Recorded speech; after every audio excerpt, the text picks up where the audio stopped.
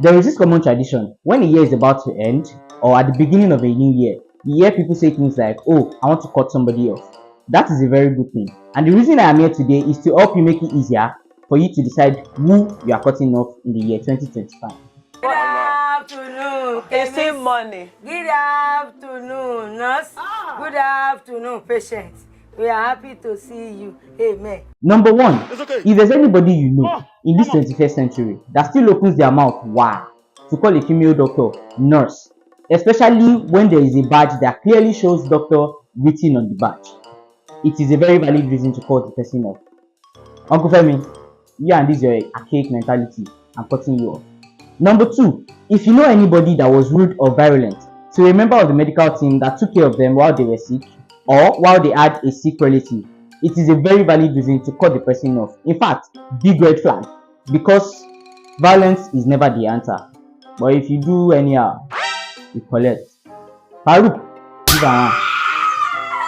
Number three, if you know somebody that is always telling you sleep is for the weak, or if you have a friend that is always disturbing you when it is time for you to sleep, it is very valid to cut that person off, because your body actually needs that sleep to properly recuperate and reboot so that you can focus on the next big thing that you have to do. Number four, if you ask the person sitting next to you that when last did you get your blood pressure check or get your blood sugar check, and the person says, "Oh no, I have never done a blood sugar check or a blood pressure check in my life. In fact, I have never seen any reason to be to the hospital. I never go to the hospital. I never get sick." Red flag. Cut that person off immediately, or at least before you cut them off, advise them that it is good to check their blood pressure regularly and also their blood sugar.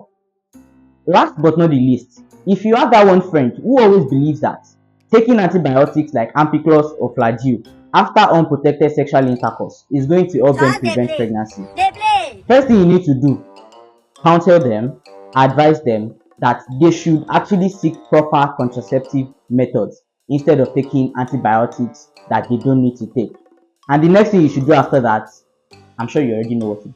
So which of these people would you be cutting off in this new year? Let us know in the comment section.